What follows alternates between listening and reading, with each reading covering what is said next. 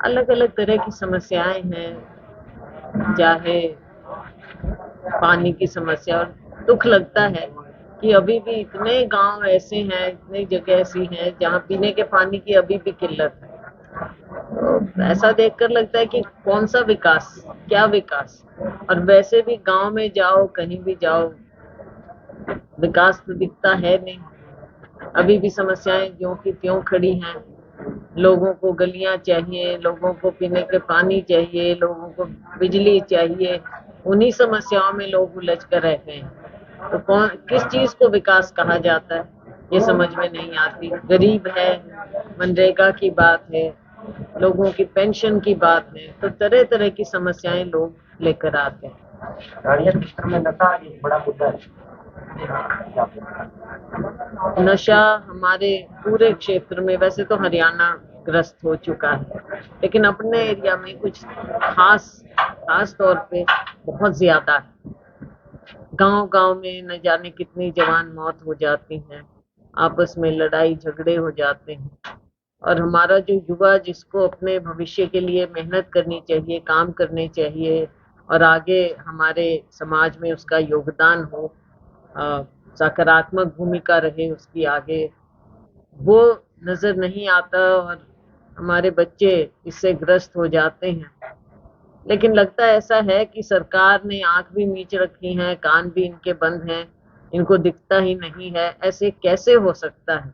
और आप भी बताइए कि क्या प्रशासन को कुछ पता ही नहीं है कहाँ से आ रहे हैं, या तो पता है और कुछ करना नहीं चाहते, या फिर पता ही नहीं है तो फिर ये प्रशासन और शासन किस काम का? तो इनकी कोई रिपोर्ट नहीं है क्या? केवल जो नशा करते हैं उनको पकड़ने से तो बात कभी बनने की नहीं। जो सप्लाई कर रहे हैं उसको क्यों नहीं पकड़? जहां से सोर्स है वहां पर क्यों नहीं हाथ डाल पाते? तो ये बहुत गंभीर समस्या है। हाँ, ये जरूर शुरू किया अभी इन्होंने कि कहीं रेस लगा लेंगे, कहीं साइकिल चला लेंगे। वो तो मुझे लगता है कि केवल दिखावा है। रानिया क्षेत्र में एक तरफ है पानी की समस्या पीने वाली की, एक तरफ बाढ़ का जो एक संकट है तरफ मंडरा रहा है, जगह जगह टूट रही है नाली। ठीक बात है। हाँ, इसके बारे में हमने सरकार को लिखा भी है, इसको हमने मीडिया के माध्यम से भी उठाया है। सरकार समय रहते इन चीजों की अगर ध्यान दे ले तो फिर ऐसी समस्या ना आए, समय पर सफाई हो जाए। अब कई बार कागजों में दिखती है लेकिन जमीन पर नहीं होती।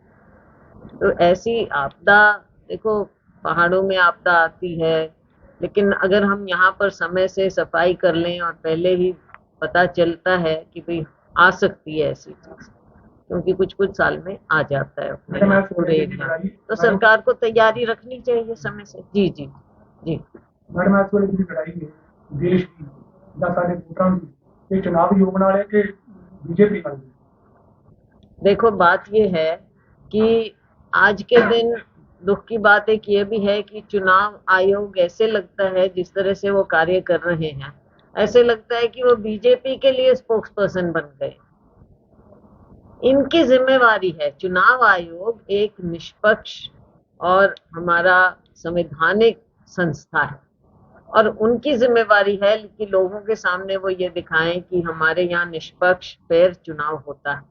अब वो अगर सवाल उठते हैं, कोई आप भी उठा सकते हो, कोई भी नागरिक उठा सकता है, और राहुल जी ने अगर सबूत के साथ कुछ बात उठाई है तो ये इनकी जिम्मेवारी है, इनका दायित्व है इलेक्शन कमीशन का कि वो जवाब दे। लेकिन ना तो भाजपा कुछ बोली है इस बारे में। एक नेता विपक्ष का अगर कोई बात उठा रहा है तो उसका जवाब तो राजनीतिक भाजपा की ओर से जो सत्ता पक्ष है वो दे, लेकिन वो तो चुप है, मौन धारण किए हुए हैं, और इलेक्शन कमीशन को आगे कर रखा है। तो आप बताइए, ये तो आप फैसला करिए कि कौन किसके लिए काम कर रहा है। एक मनीषा हत्याकांड के अंदर है जो कुछ पत्रकारों के मुकदमे दर्ज किए गए सरकार के द्वारा, पुलिस प्रशासन के द्वारा, और उस बेटी को अभी तक है जो न्याय के लिए लड़कर रखी तो उसकी पिता है परिवार, क्या कुछ इसमें तो ये हम कहेंगे, जो अगर पहले दिन से ही इसमें कार्रवाई सही ढंग से, क्योंकि कानूनन होना चाहिए, अगर उसको ठीक से हैंडल किया होता तो शायद आज ये नौबत ना आती। और अगर कोई बात को उठाता है, कोई शंकाएं हैं, तो प्रशासन उनसे बात करे, केस दर्ज कर देना एकदम, ये एक नया फैशन है बीजेपी का। जहां भी देखो, कभी आसाम में कर रहे हैं, कभी गुजरात में कर रहे हैं, कभी यहाँ चाहे छोटे से छोटे हमारे पत्रकार हैं वो काम करने का प्रयास कर रहे हैं, अपना काम कर रहे हैं। अगर कुछ सरकार को समस्या है तो उनसे बात करें कि असली बात ये है, आप सामने लाओ। लेकिन पर्चे दर्ज क्यों? गला घोट रहे हैं ना फ्री स्पीच का। एक संदूक चैरिटेबल आप इस पेट्रोल पंप पे आए हो, ये पिछले काफी सालों से आपके साथ जुड़े हुए हैं। देखो, सिर्फ हमारा लगाव नहीं है इनके साथ, इनका लगाव भी तो देखो कि कितना इनका लगाव है हमारे प्रति, हमारी पार्टी के प्रति। मैं तो अब आई हूँ, लेकिन इनका तो पुराना लगाव है। और कांग्रेस का झंडा ऐसे समय में देखो इन्होंने उठा रखा है, ये तो काबिले तारीफ है, हमारी पार्टी के जो सच्चे स्तंभ हैं। जी मैम, जिन कारणों से हरियाणा में अपनी पार्टी नहीं बनेगी, तो आने वाले इलेक्शन की कितनी बड़ी तैयारी हो रही है?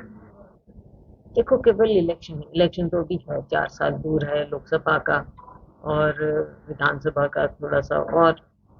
तो वो एक बात होती है कि चुनाव में तैयारी संगठन की होनी चाहिए और उसके लिए हमको पूरा संगठन बनाना है, डिस्ट्रिक्ट से लेके, ब्लॉक से लेके, मंडल से लेके बूथ तक। वो इलेक्शन की तैयारी रखनी होती है। और आगे हमको, जैसे अभी हमने जिक्र किया कि जैसे गलत वोट बन जाए या किसी के असली वोट कट जाए, ये काम भी देखे, पार्टी देखे, हमारे कार्यकर्ता देखें, वो एक काम है। दूसरा काम ये है, और उसकी भी बहुत अहमियत है, कि जो गलत काम भाजपा के जन विरोधी नीतियां हैं, केंद्र सरकार की हैं, राज्य की हैं, उनको हमने उठाना है। और जो राहुल जी का, हमारे केंद्रीय नेतृत्व का, खाड़गे जी का संदेश है, उसको भी जन जन तक पहुंचाना है। तो ये कई चीजें हैं जो संगठन करती है, पीछे अभाव रहा, लेकिन अब हम अपने संगठन को मजबूत करें आने वाले टाइम।